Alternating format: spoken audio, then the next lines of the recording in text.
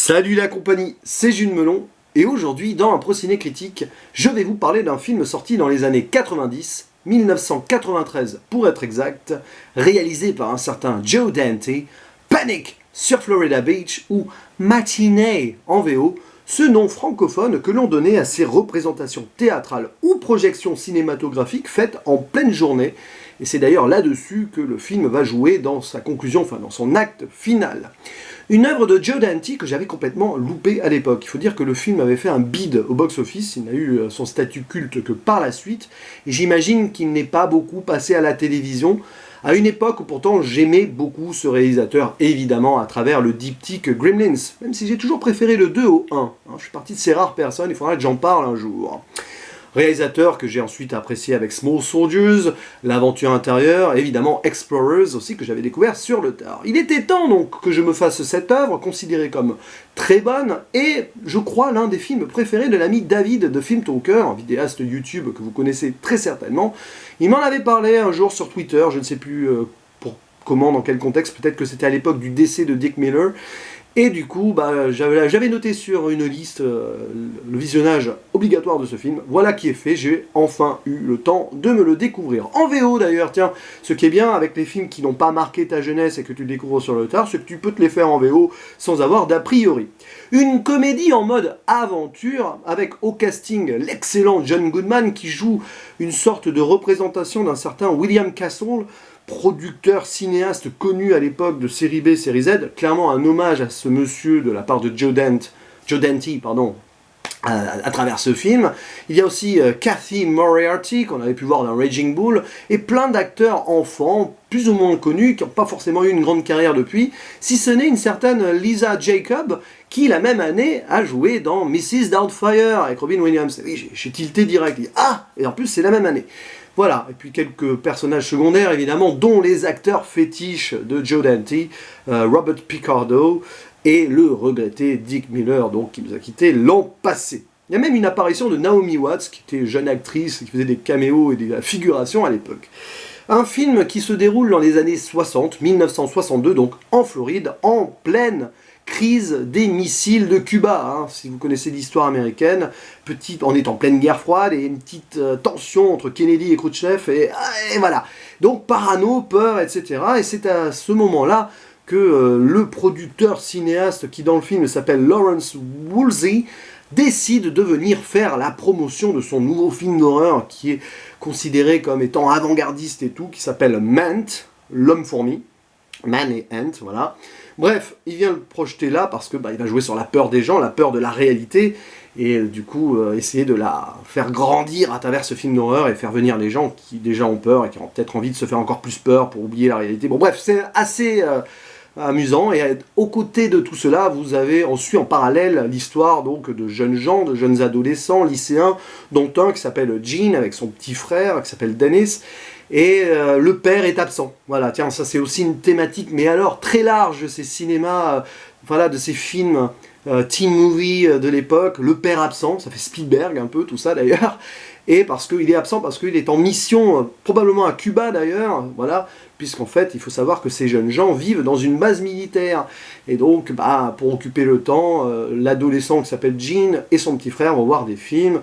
Puis forcément, on va suivre aussi des petites amourettes naissantes, des histoires d'amitié, tout ça. Donc tout ça est matiné, sans faire de mauvais jeu de mots, de très bonnes intentions. Et ce qui est déjà assez fort dans ce film, c'est qu'au bout de 10 minutes, j'ai regardé le film, je commence le film et tout, je me fais une petite pause au bout de 10 minutes, je me dis, mais il y a tous les ingrédients pour que j'adore. Avec la nostalgie qui m'est apparue clairement en voyant ce film, c'est assez fou parce que normalement, quand je découvre ce genre d'œuvre sur le tard, je dis toujours, c'est dommage, je le vois trop tard, j'aurais adoré à l'époque. Mais là, en le voyant, c'est comme si je l'avais déjà vu. Joe Dante, donc, a réussi avec cette œuvre à me projeter limite dans mon adolescence cinématographique et tout le contexte, le début de l'histoire et tout. J'ai super kiffé, j'ai voyagé en fait dans le temps. Et ça arrive très rarement, franchement, avec des œuvres que je vois donc comme ça sur le tard. Grand moment, quoi. Et je me suis dit, du coup, ça va être un très bon film. Et j'avoue, c'est un excellent film. Alors, il y a des petits défauts parce que c'est très échevelé et tout, donc forcément, voilà. Mais franchement, bon, ça marche super bien au niveau de la nostalgie, parce que ajouter à cela une superbe bande-son très stéréotypée de l'époque, d'un certain, quand même, allez, vous le connaissez, Jerry Goldsmith, voilà. Il y a tous les ingrédients pour adorer ce teen movie, ce feel-good movie comico-aventuresque. Et en plus, avec la lecture adulte qu'on peut avoir là, eh ben, ça fait de ce Panic sur Florida Beach un véritable brûlot assez cynique et politique sur l'Amérique de l'époque, sur l'Amérique de la parano, sur l'Amérique de la peur. Parce qu'il faut savoir voilà, que les États-Unis, c'est un pays qui est construit, qui s'est construit sur la peur et qui a toujours généré cette peur-là de façon plus ou moins directe, avec certains conflits et tout.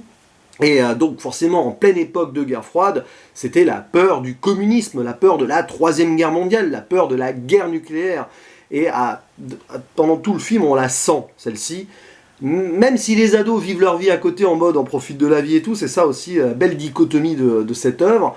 Et ben forcément, on joue là-dessus. Et puis évidemment, il y a une véritable mise en abîme avec ce film d'horreur donc qui est projeté et tout. Ça, c'est le dernier tiers du film. Joe Dante en profite pour rendre hommage au cinéma de série B, série Z des années 50-60, qu'il a probablement adoré en tant que... il a grandi avec, j'imagine. Et c'est assez jouissif parce que ça donne une véritable réflexion en fait, sur la réalité, l'illusion. Est-ce que nos peurs en fait découlent d'une certaine réalité ou de notre imaginaire? Et là-dessus, tout est mélangé, et ça fait vraiment quelque chose de très spectaculaire et très sympathique à voir et à analyser a posteriori. Donc oui, critique de l'Amérique quand même, donc outre cette paranoïa d'époque, bon en même temps elle était compréhensible hein, quand même, ils ne sont pas passés loin de la catastrophe avec les missiles à Cuba, il faut le savoir.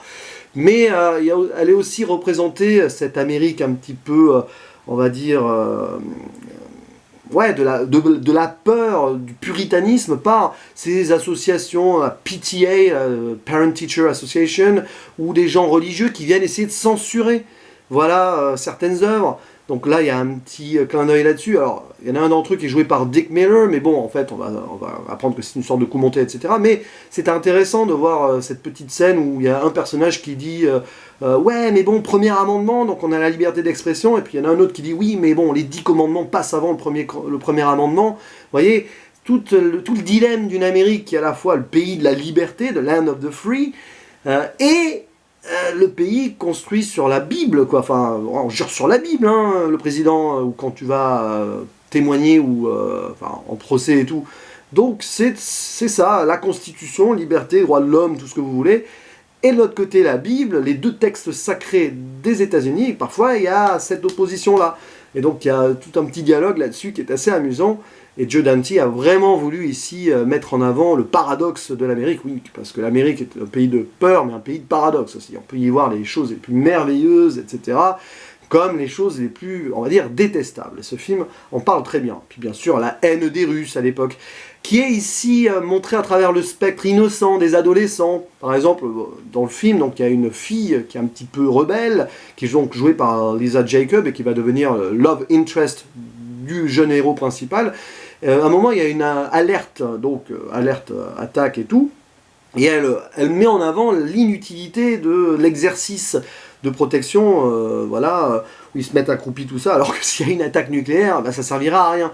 Et il y a les jeunes autour qui disent « Ah, cette fille, elle est rebelle, ah, c'est une communiste et tout, direct », c'est presque montré, voilà, montré de façon drôle, quoi. Ils retranscrivent ce que leurs parents leur montrent, donc il y a quelques scènes comme ça qui sont assez amusantes, et on voit des adolescents, en fait, qui sont des jeunes adultes en devenir, et qui, on voit, sont un petit peu aussi en mode début de parano et compagnie. Moi, c'est un film qui est passionnant, tout simplement. C'est difficile d'en parler comme ça, parce qu'il est vraiment... Ouais, l'histoire en elle-même est bordélique à certains moments, notamment sur le grand final donc au cinéma avec la projection de Mank, mais il est finement écrit. Au-delà de l'histoire, hein, il est finement écrit, et on voit que Joe Dante y a apporté un soin particulier, aussi sur le plan esthétique, quoi, vraiment. Les hommages donc à ces films d'horreur d'époque, des films de monstres aussi, parce que Mank, c'est un film d'horreur qui se transforme en film de monstres, aussi à un moment. Et puis bah, la peur au cinéma, voilà, c'est vraiment une mise en abîme et un film méta à mort, puisqu'à un moment, bah, franchement, dans la dernière demi-heure, il y a des scènes qui durent 2-3 minutes où on voit le film Mank, donc on voit les gens regarder le film et on voit le film. Et même à un moment dans le film, il y a un autre film, et on joue sur l'illusion de ces films-là, pour faire peur aux gens, on met de la réalité avec des choses qui se passent dans la salle de cinéma. Ça, ils appellent ça le Rumble-Rama, entre autres, au moment ça tremble et tout. Du coup, il y a des gens qui croient que c'est, il y a des bombes atomiques qui tombent dehors. Enfin, c'est un bordel monstre à la fin, assez fou.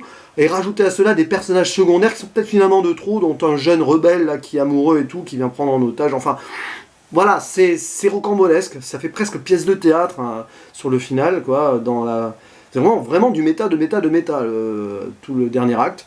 Mais bon, c'est hyper bien fait quand même, et c'est subtil. Voilà un très bon film, que je suis content de découvrir maintenant, malgré tout. Je sais pas si je l'aurais finalement plus aimé à l'époque. Oui, sur le côté aventureux et adolescent, tout ça, j'aurais été certainement plus dans... Je me serais probablement plus, on va dire... intégrés à leur histoire, mais là franchement en tant qu'adulte, et en tant que passionné de l'histoire américaine aussi, et de ce pays qui est donc assez particulier, et ben c'est super intéressant à voir je trouve, c'est une œuvre vraiment efficace et d'une finesse assez rare, que je vous conseille donc si vous ne l'avez pas encore vue. Bref, Panic sur Florida Beach vient donc d'intégrer mon panthéon personnel des meilleurs films de Joe Dante. Au final, peut-être se situe-t-il juste derrière les Gremlins. Voilà. Même si j'en ai quand même aimé d'autres, pardon, de lui. Je suis content d'en avoir parlé, en tout cas. Et puis encore une petite pensée donc à l'ami Dick Miller, qui nous a quittés, je sais plus quand, mais bon, il y a un an, un peu moins. Et, ou un peu plus, je sais plus. Et puis voilà. Et puis bon, bah, petite pensée aussi à Joe Dante, qui ne fait plus grand-chose, malheureusement, alors qu'il aurait peut-être encore envie de mettre en scène certains projets. Mais voilà, ça fait partie de ces réalisateurs qui ont été un petit peu oubliés et délaissés depuis par Hollywood. Il n'a pas eu une carrière facile et peut-être pas à la hauteur de son talent, ce monsieur. Et bon, ça, c'est un autre débat. Je vous dis à la prochaine pour d'autres aventures cinématographiques. Ciao.